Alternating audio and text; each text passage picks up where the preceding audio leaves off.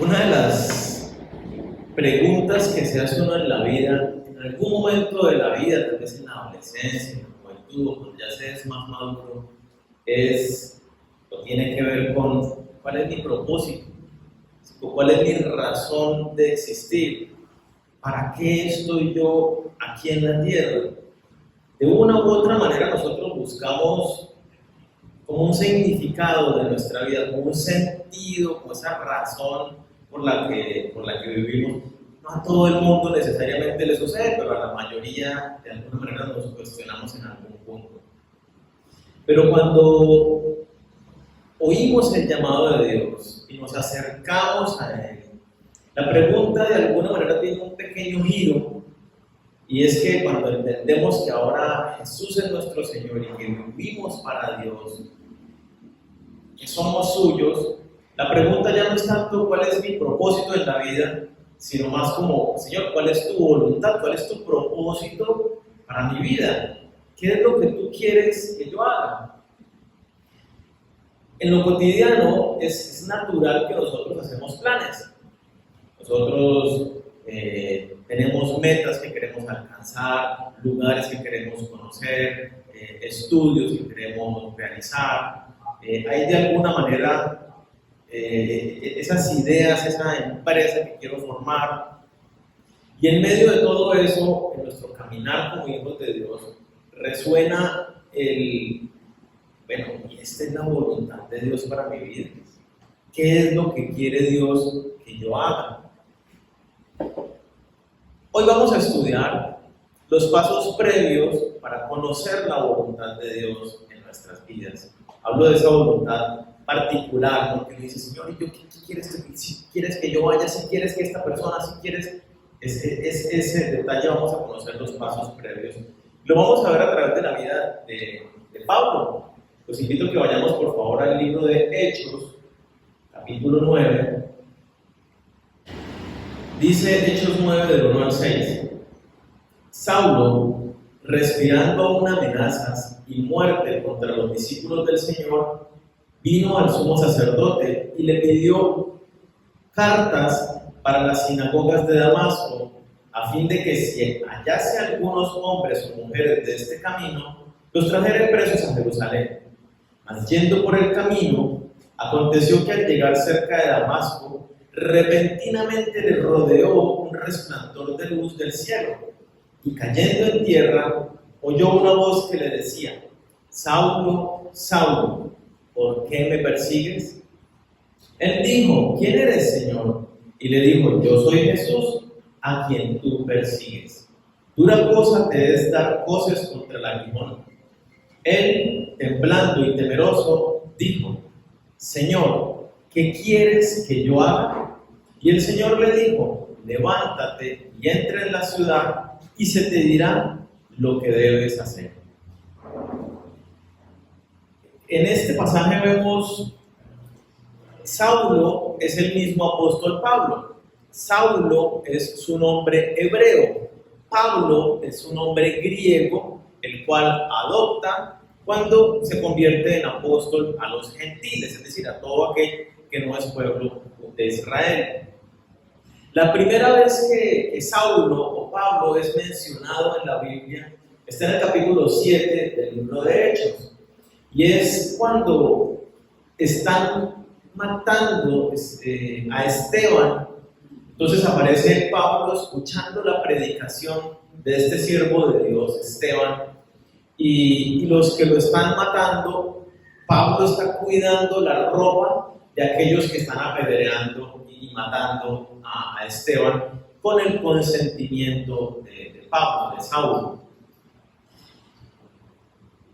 Pablo iba de casa en casa, y mire cómo empieza el versículo, ¿no? Respirando amenazas y muerte. Iba airado, iba buscando destruir. Y eso era lo que Pablo hacía. Él iba de casa en casa, sacando a aquellas personas que profesaban ser cristianas y las arrastraba para meterlas en la cárcel. Él mismo dice en Hechos 26, cuando está narrando su testimonio, él dice que a algunas de esas personas las castigaba para que negaran su fe, para que negaran a Cristo, les causaba dolores, para que negaran a Jesús. Consentía la muerte de los cristianos y aprobaba eso. Aquí en este camino, Pablo estaba haciendo esto tanto en Jerusalén como a las ciudades que quedaban distantes de Jerusalén. Damasco, que esa es la ciudad a la que se dirigía, quedaba a 280 kilómetros de Jerusalén, es decir, ya es un camino largo en Siria. Este es el contexto de Saulo. Este es Pablo, un hombre lleno de ira por los cristianos, ha escuchado el mensaje de Dios, le llena de ira esa herejía que enseñan esos cristianos y está buscando cómo destruirlos. Y en medio de esta situación, de este contexto, ocurre algo de alguna manera bien inesperado, ¿no? Uno, si se imagina como la trama de una película, uno dice, es uno de esos giros que uno como que no se ve, no se espera, y es que a este perseguidor se le aparece Jesucristo resucitado y lo llama particularmente. Recordemos ese pedacito, versículo 3 y 4. Mas yendo por el camino aconteció que al llegar cerca de Damasco, repentinamente le rodeó un resplandor de luz del cielo y cayendo en tierra, oyó una voz que decía: Saulo, Saulo, ¿por qué me persigues? Más adelante, cuando Pablo cuenta su experiencia, él dice puntualmente que Jesucristo fue el que se le apareció. Saulo fue parado en seco, iba de camino respirando amenazas y muerte y ¡pam! Es parado en seco con ese resplandor y cae al suelo y escucha una voz que lo llama por su nombre puntualmente: Saulo, Saulo. Este es el primer paso previo para que nosotros conozcamos la voluntad de Dios para nuestras vidas. Y es que hayamos sido llamados por Dios. Necesitamos haber recibido ese llamado de Dios. De otro modo, pues no vamos a experimentar el conocer la voluntad de Dios. Quiero complementar esto. Romanos 3 nos enseña que no hay quien busque a Dios. Entonces usted dice: no, pero yo sí busco a Dios, y desde que era chiquitico yo amo a Dios y lo busco y lo quiero. Y si usted busca a Dios en determinado momento de su vida, usted recuerda que desde X tiempo usted buscaba a Dios, eso no nace de usted, eso nace de Dios mismo haciendo ese llamado en su vida. Y miremoslo, Juan 6:44. Vamos a ver estos dos pasajes, Juan 6:44.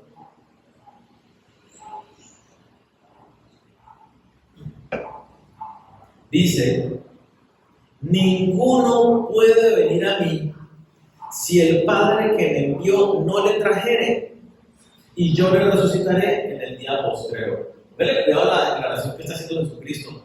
Nadie puede venir a Jesucristo a menos que esté siendo atraído, llamado por el Padre. 1 Corintios 1:9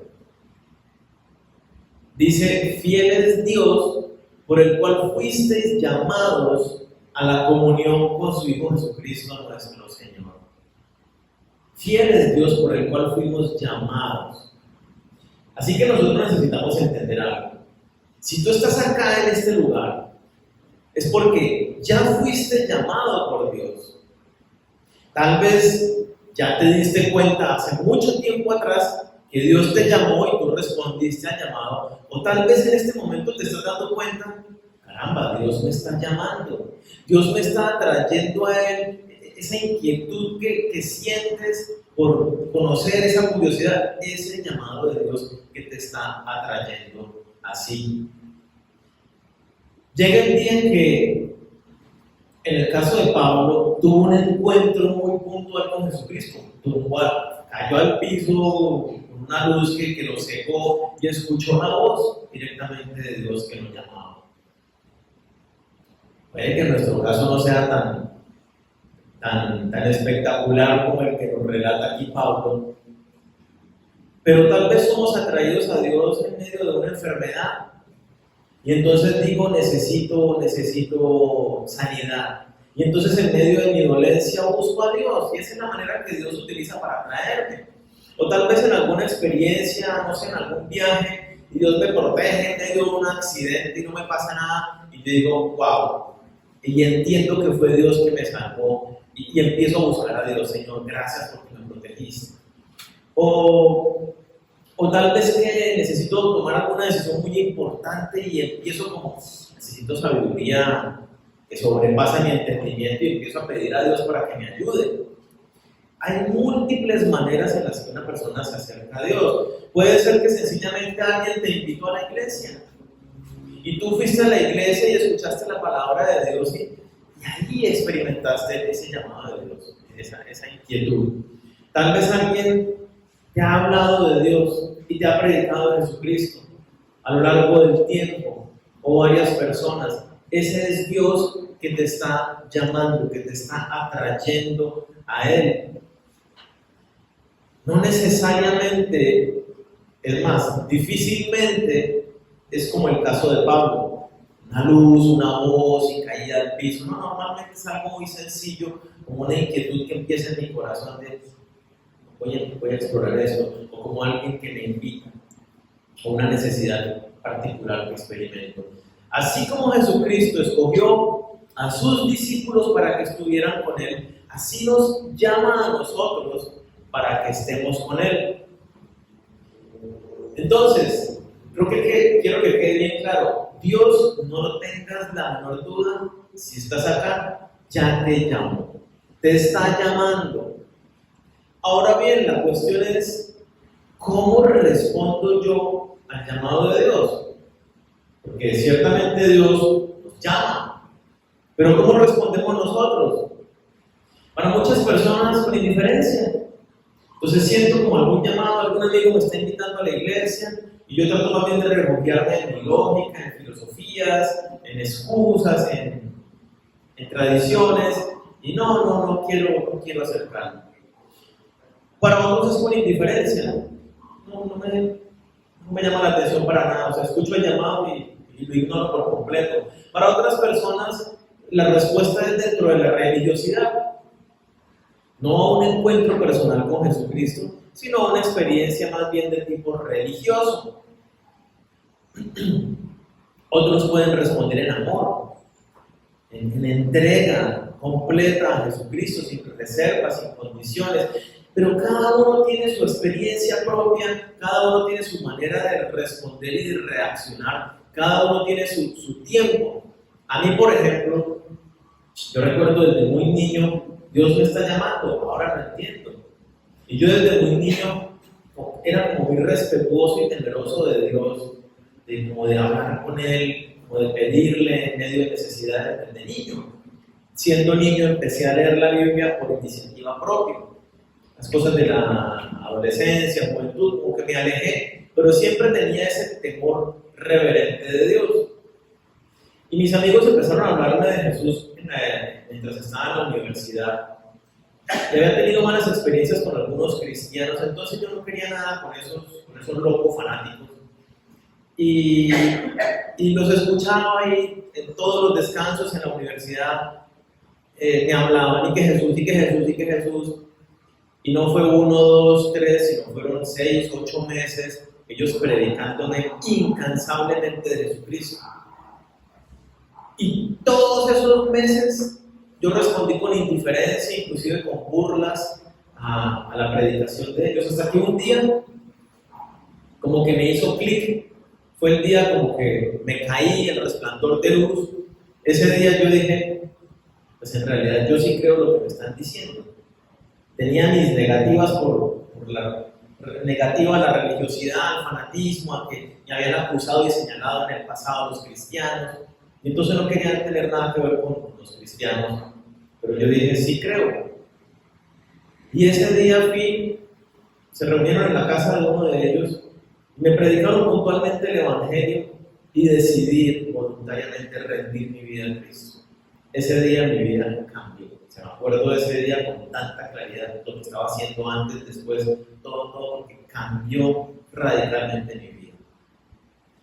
Cada uno tiene su ritmo, su momento, pero nosotros necesitamos responder adecuadamente al llamado de Dios.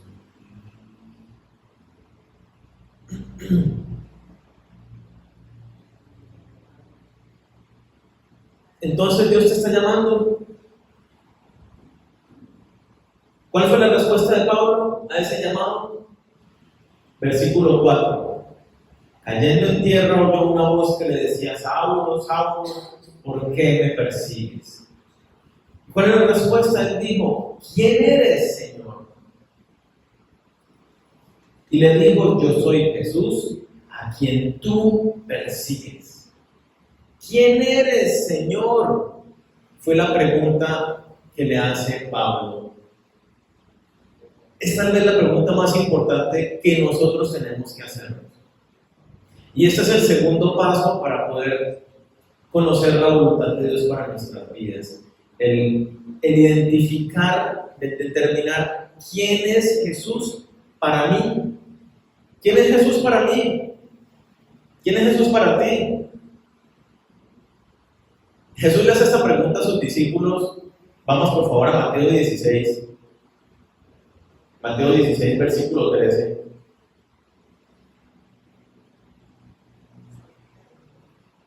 Dice: viniendo Jesús a la región de Cesarea de Filipa, preguntó a sus discípulos diciendo, póngale que va la pregunta: ¿quién dicen los hombres que es el Hijo del Hombre?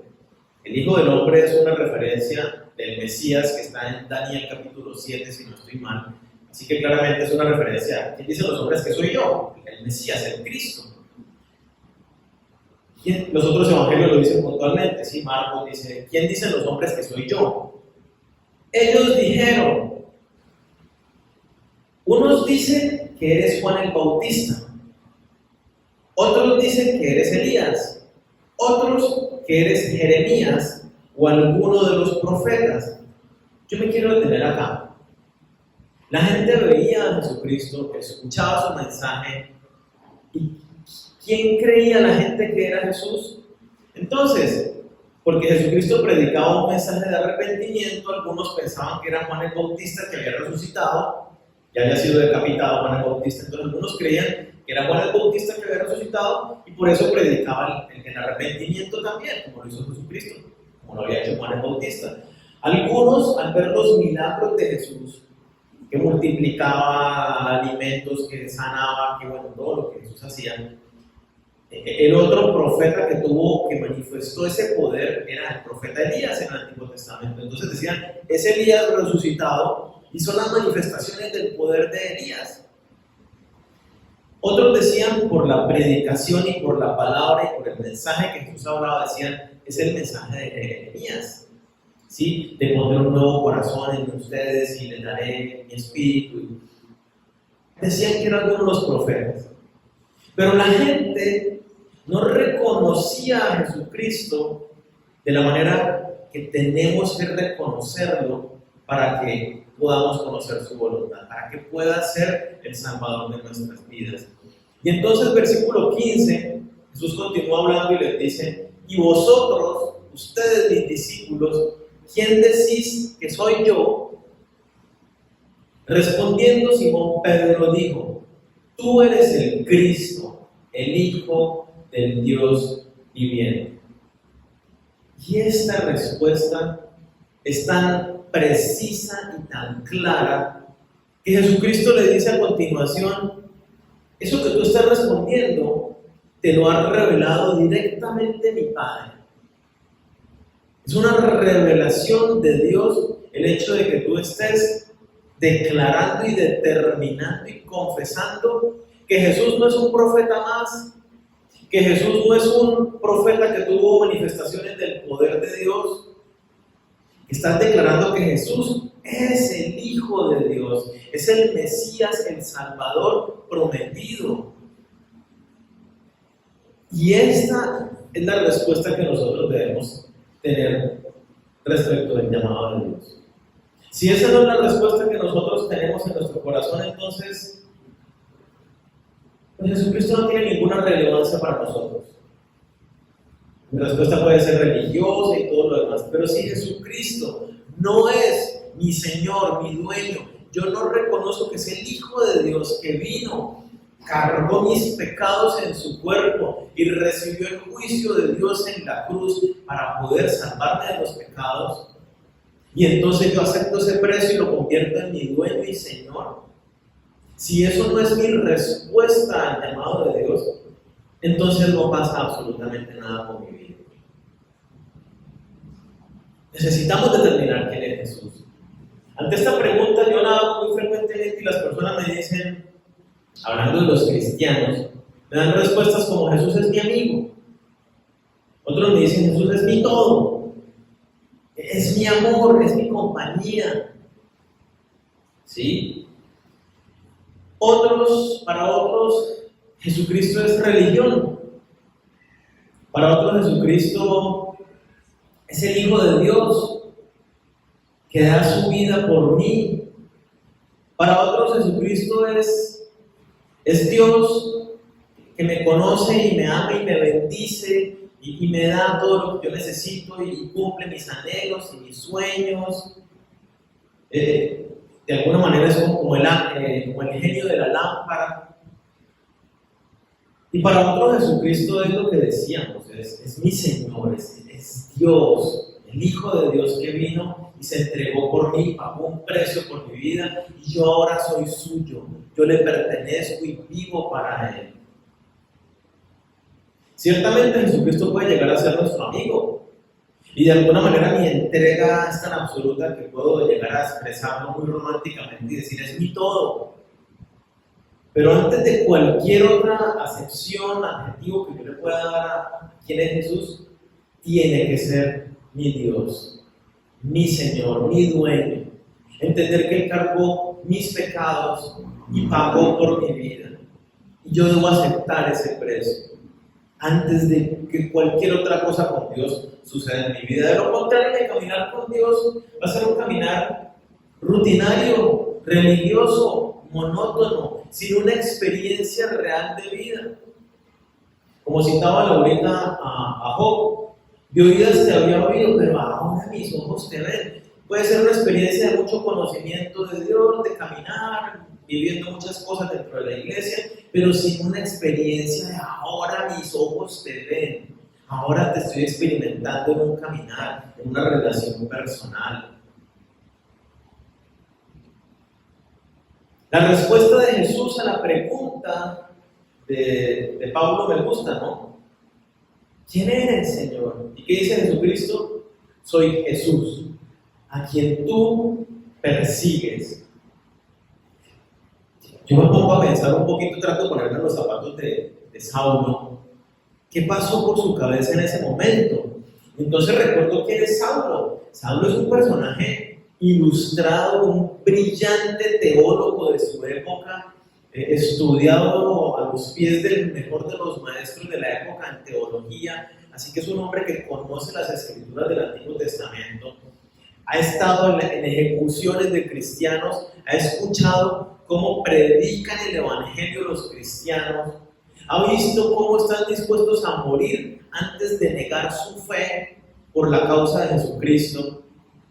Y él dice: Jesucristo es un hombre más muerto que se creía Dios mismo y no sé qué. Pero cuando se le aparece Jesús resucitado y le dice: soy yo, Jesús, al que tú persigues, el impacto en la vida de Pablo tuvo que ser, y lo vemos justamente, fue muy fuerte. Él inmediatamente rinde su corazón a Jesús porque entiende: Jesús está vivo. Se le prende el bombillito de las prédicas que ha escuchado a los cristianos y de lo que conoce el Antiguo Testamento, y dice: tal cual hay armonía en todo el mensaje. Todo lo que yo he escuchado es verdad. Y se rinde ante Jesucristo. Si Jesús es mi Señor, si entiendo que Él pagó un precio por mi vida, un precio que yo no merezco que nadie pague por mí. ¿Tú mereces que un inocente sea condenado por el delito que tú cometiste? De ninguna manera. Y eso fue exactamente lo que Jesús hizo. fue condenado, recibió el juicio de Dios por mis pecados, por mi maldad. Y entonces la respuesta tiene que ser de la misma manera como la de Pablo, con una rendición completa. Tú eres mi Señor, tú eres mi dueño. Y esa inquietud de quién eres permanece allí. Yo quiero que miremos a Filipenses capítulo 3, versículo 4 al 8. Si mi respuesta a Jesús es adecuada, como lo estamos viendo, el reconocimiento del señorío de Jesucristo, entonces mi vida tiene que seguir sí o sí el mismo camino que tomó la vida de Pablo. Filipenses 3, del 4 al 8 dice, y aquí nos enteramos un poquito más de quién era Pablo. Aunque yo tengo también de qué confiar en la carne, si alguno piensa que tiene de qué confiar en la carne, yo más. Ahora está diciendo, ustedes se sienten la gran cosa, vean, yo mucho más. Circuncidado al 8º día del linaje de Israel, de la tribu de Benjamín, hebreo de hebreos. O sea, él dice, ¿usted cree que usted tiene un apellido reconocido? Mi apellido es más reconocido que el de ustedes. Yo soy de familia del linaje que les puedo comprobar por línea de sangre que venimos directamente de la tribu de Benjamín. Mi apellido y mi estirpe es mucho más alta que la de ustedes. En cuanto a la ley, fariseo, o sea, de los más estrictos y apegados a la palabra de Dios, de los más conocedores del Antiguo Testamento. En cuanto al celo, es decir, en cuanto al el amor y pasión por Dios y su palabra, perseguidor de la iglesia. En cuanto a la justicia que es en la ley, irreprensible, o sea, un tipo que caminaba derechito en todo lo que podía, obedeciendo la ley de Dios. Dice, pero cuántas cosas eran para mi ganancia. Yo sacaba pecho por todo esto y me sentía mucho más que todos ustedes. Las he estimado como pérdida por amor de Cristo. Y ciertamente aún hoy estimo todas las cosas como pérdida por la excelencia del conocimiento de Cristo Jesús, mi Señor, mi dueño, por amor del cual lo he perdido todo y lo tengo por basura para ganar a Cristo.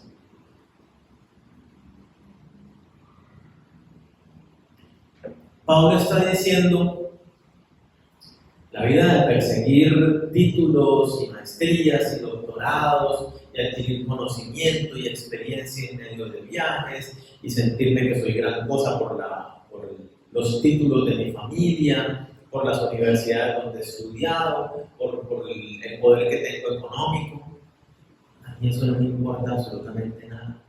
Que son las cosas que valora todo el mundo de hoy y que yo valoraba grandemente, dice Pablo. Dice, ya no me importan. ¿Con tal de qué es ahora prioritario en mi vida? Responder la pregunta que se hizo ese día ahí en el suelo. ¿Quién eres, Señor? Un anhelo por conocer a Jesús, por descubrir quién es, por intimar con Él, por llegar a entenderlo, por caminar las mismas huellas que caminó Jesucristo. Un anhelo por conocerlo. Si mi respuesta es que tú eres el Señor y que tú pagaste un precio, yo quiero conocer a aquel que se entregó por mí, quiero conocer a aquel que murió por mi vida, que me amó tanto, siendo inocente, morir condenado en mi lugar. Y que no solo eso, sino que me da su palabra, que me da su Espíritu Santo. Esa es la única respuesta sensata al llamado de Jesucristo. Es ese, quiero conocerte. Lo leíamos hace un momento, fiel es Dios por el cual fuiste llamados a la comunión. ¿Estoy buscando tener comunión? ¿O simplemente sigo sacando excusas de que es que el tiempo no me alcanza? Y que es que tengo muchas cosas por hacer. Pablo dice, yo renuncié a muchas cosas por hacer, porque es que lo más importante que es conocer a mi Dios. Y esta es la vida eterna, que te conozcan a ti, el único Dios verdaderamente, Jesucristo quien has enviado. Juan 17:3. Entonces, ¿quién es Jesús para ti? ¿Lo anhelas celosamente? ¿Lo buscas como si de ello dependiera tu vida? ¿Te deleitas en conocerle? ¿Te deleitas de estar en su presencia? ¿Te gozas en medio de la congregación con los hermanos de escuchar su palabra?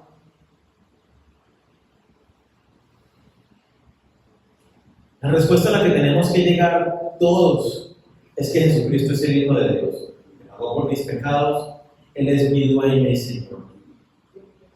Y vivir una vida para conocerle, para descubrir quién es Él. Y de manera consecuente, si esa es mi realidad, estoy escuchando el llamado de Dios, estoy respondiendo adecuadamente, declarando a Jesús el Señor de mi vida, el Hijo de Dios, mi dueño. Entonces la única respuesta natural del creyente es como sigue ahí en el versículo. Versículo 6, él temblando y temeroso dijo: Señor, ¿qué quieres que yo haga? El Señor le dijo: levántate y entra en la ciudad y se te dirá lo que debes hacer.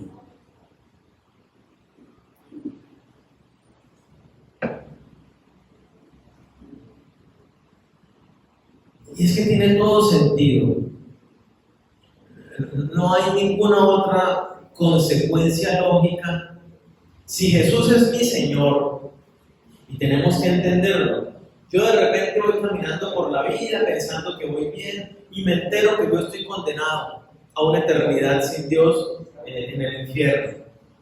Pero me entero que Jesucristo cargó mis pecados y pagó el precio por mí en la cruz. Y si yo acepto ese precio que Él pagó por mi vida, soy justificado por medio de la obra de Jesús. Y Él se convierte en mi dueño y Señor. Entonces, de ahí en adelante, tiene que haber un alto en el camino y es: ya no puedo seguir viviendo como vivía antes, metido y zambullido en el pecado, sino que ahora entiendo que alguien tuvo que pagar un altísimo precio por mi salvación. Y entonces digo: ya no más al pecado. Ahora soy tuyo, te pertenezco. Y en ese orden de ideas, si ahora tú eres mi dueño, yo puedo hacer algo con mi vida por decisión propia si yo no me pertenezco a mí mismo. La respuesta es muy sencilla: no. Si yo ya no soy mío, sino que soy de Jesús, ¿qué tengo que preguntarle ahora? ¿Qué quieres que yo haga? Necesito, en ese conocer a Jesucristo, Dios de amor, Dios de paz, Dios que realmente quiere lo mejor para mí, que su voluntad es buena, que es agradable y que es perfecta, que me conoce y sabe lo que yo necesito, que me conoce y sabe qué cosas van a traer conflicto y problema en mi vida y me advierte para que no vaya por ese camino, etc. Mi pregunta es: ¿qué quieres que yo haga? ¿Qué quieres que yo haga? Y ahí es donde muchas personas entran en un campo tal vez de lo místico, de lo supersticioso. Y es: no, la voluntad de Dios se le va a revelar con una luz y usted va a tener un sueño y visión, un ángel va a venir y le va a decir algo. Y empezamos con muchas cosas que realmente no son conformes a la palabra de Dios. Experiencias sobrenaturales y maravillosas por medio de las cuales Dios me va a mostrar su voluntad para mi vida. ¿Qué es lo que Dios quiere que yo haga? Mire a Pablo, se le apareció. Y mire a Moisés, se le apareció una zarza ardiente. Y mire cómo a Abraham se le aparecieron los dos ángeles y le dijeron, y no sé qué. Y entonces uno empieza a imaginarse experiencias sobrenaturales. Pero eso no es tema de hoy, sino será de la semana entrante, ya de manera puntual. Esta tercera pregunta es el tercer paso previo para conocer la voluntad de Dios. Y es, ¿qué quieres que yo haga? Es rendir mi voluntad genuinamente a la de Dios. ¿Sí? Sujetarme a Dios, una rendición de voluntad a Él. Cuando Jesús nos enseña a orar, ¿qué es lo primero que nos dice? ¿Por qué debemos pedir en primer lugar? ¿Se acuerdan? Venga tu reino, hágase tu voluntad en la tierra como lo es en el cielo. Entonces, ¿qué es lo primero? Lo primero que yo debo buscar en mi vida en un caminar con Dios. ¿Cuál es tu voluntad, Señor?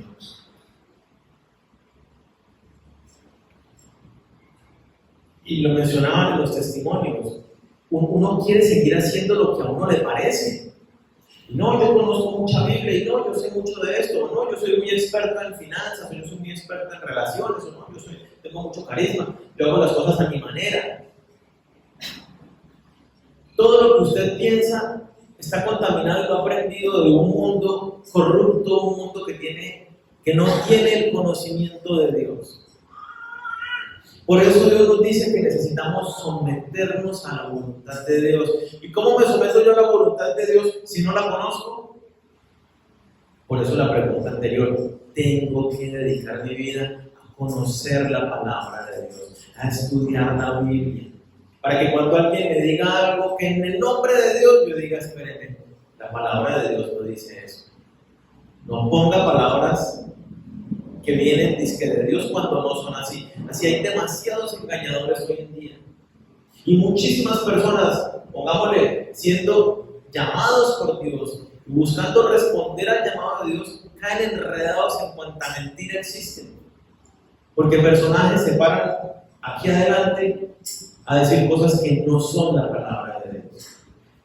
Por eso es que cada uno de nosotros necesitamos buscar a Dios en la congregación y en la intimidad, estudiando la palabra de Dios. Es lo primero que tenemos que hacer. Hágase tu voluntad. Es un clamor de cuál es tu voluntad. ¿Por qué? Y nos adelanto, ¿por qué no hay experiencias sobrenaturales a través de las cuales Dios nos revela su voluntad? Porque hoy en día la gente, el proceso de adivinación de la voluntad de Dios, muy común hoy en día es el siguiente. Por ejemplo, yo me quiero ir para Estados Unidos. No sé si es la voluntad de Dios. Yo me quiero ir para Estados Unidos, es mi voluntad. Ahora bien, mi oración es esta como cristiano. Esto es lo que no se debe hacer, pero muchos lo entienden de esta manera. Señor, si todas las cosas se dan, si tú abres las puertas para que yo vaya a Estados Unidos, entonces es tu voluntad. Si las cosas no se dan, entonces no es tu voluntad. Eso es pura adivinación, eso es como agarrar una moneda y decirle, Señor, si cae cara, es que tú quieres que yo vaya, si cae sello, es que no. Y la situación puede ser muy compleja porque puede que Dios sí quiere que usted vaya, pero le cierra las puertas porque quiere formar en usted un esforzarse, un lucharla por obedecer a Dios. Dios quiere que yo vaya, se me han cerrado las puertas, no sé cómo voy a hacer, voy a orar más, porque Dios me reveló que esa es su voluntad. Pero no es por medio de la adivinación. Dios nos ha dejado su palabra. Y a través de su palabra está revelada su voluntad absolutamente clara. Dios sabe cómo es tu caminar y dice la palabra de Dios que Él nos escogió antes de la fundación del mundo, ya había decidido llamarnos. Dice que preparó grandes cosas, buenas obras para que andemos en ellas. Nosotros, Él tiene un plan para nosotros. Y la promesa es como le dice a Pablo. Pablo pregunta, ¿qué quieres que yo haga? ¿Y cuál es la respuesta de Jesucristo? Vaya a tal lugar y ahí se le dirá lo que debe hacer. Hay una promesa de parte de Dios donde nos va a dar respuesta, donde nos muestra cuál es su voluntad general y específica para nuestras vidas. Dios quiere hacerlo. Pero si no estamos sometidos, no estamos conociendo a Jesucristo, si Él no es mi Señor, pues Dios no me va a mostrar su voluntad particular. Tú necesitas comprometerte con la voluntad revelada de Dios, la voluntad general que encontramos a través de la Biblia, para que Dios te pueda mostrar su voluntad particular. Necesitas estar sometido en obediencia a la voluntad revelada en la Biblia para que te muestre su voluntad particular. Ese es el tercer paso. ¿Qué dice Lucas 6, versículo 46? Dice, hablando de Jesucristo, ¿por qué me llamáis Señor, Señor, y no hacéis lo que yo digo? Yo me imagino a Jesucristo haciendo esta declaración como con asombro. Es como que aquí venga el hijo de cualquier otra que no sea mi hijo y me diga, papá, papá. Yo lo voy a mirar como que, oye, estás equivocado, ¿no? Yo no soy tu papá. Ve donde tu papá, mira, ahí está tu papá. Entonces Cristo dice, ¿por qué me dice Señor, Señor? Yo no soy su Señor. Claramente usted con su vida me está demostrando que no está sometido en obediencia a mi voluntad revelada en la Biblia. Entonces, ¿para qué viene aquí a decirme Señor, Señor? Ay, que yo soy cristiano. Usted no me está siguiendo a mí. Que usted esté siguiendo una religiosidad cristiana, eso es otro cuento. Pero usted, claramente, a la luz de las Escrituras, no me está obedeciendo a mí. Y entonces dice, ¿por qué me llamas Señor si no me obedeces? Eso no tiene ningún sentido. Juan 5, versículo 30, Jesucristo mismo nos da su espectacular ejemplo. Juan 5:30 dice, no puedo yo, hablando Jesús, no puedo yo hacer nada por mí mismo. Según oigo, así juzgo, y mi juicio es justo. Póngale cuidado, porque no busco mi voluntad, sino la voluntad del que me envió, la del Padre. En su momento final de angustia antes de la muerte en la cruz, del juicio de Dios en la cruz, ora a Jesucristo y le dice, no sea mi voluntad, sino la tuya, Señor. Entonces tú estás comprometido con conocer y obedecer la voluntad de Dios para tu vida.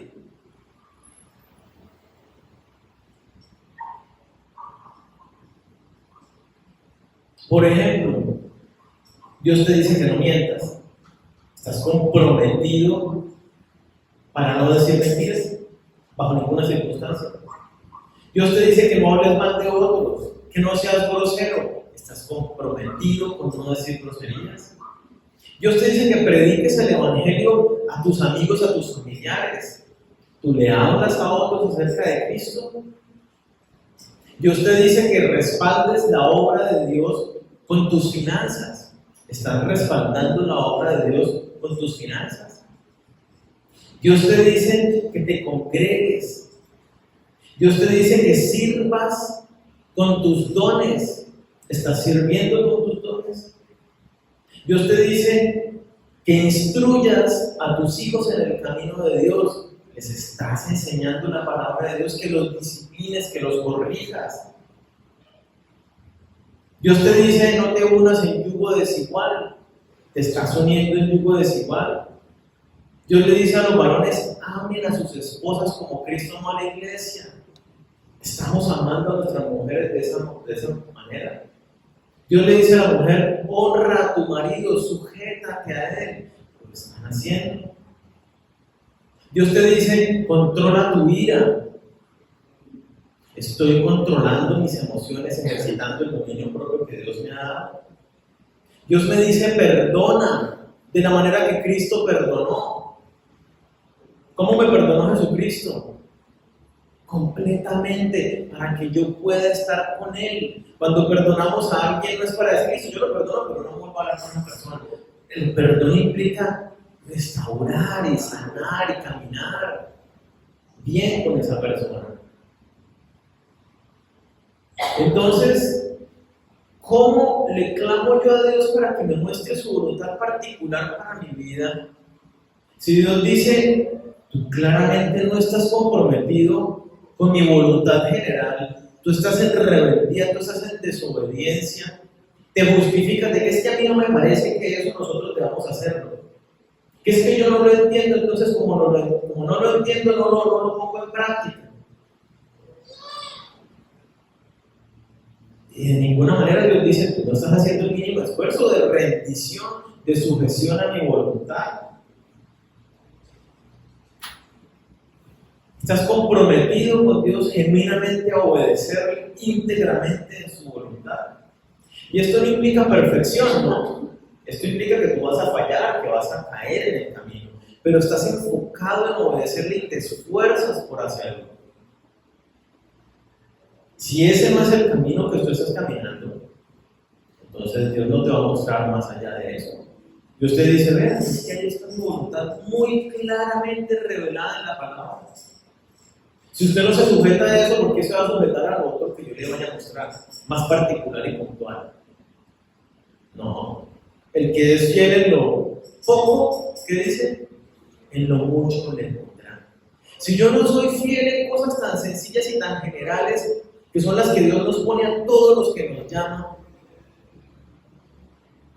¿cómo Dios va a tener esa gracia de decirnos, yo te doy a ti algo especial? Cuando tú has sido infiel en lo poco, te voy a poner muchas cosas. No funciona así de esa manera. Necesitas mostrar a Dios tu voluntad realmente sometida, que te esfuerzas de manera consciente en obedecer la voluntad ya revelada de Dios en la Biblia. Que no le muestres rebeldía, ni justificación, ni desobediencia.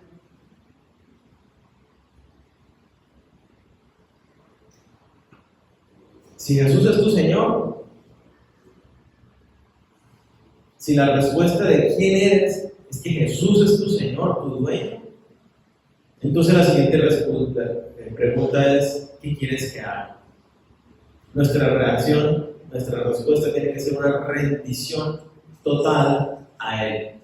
¿Por qué no nos queremos rendir a Dios?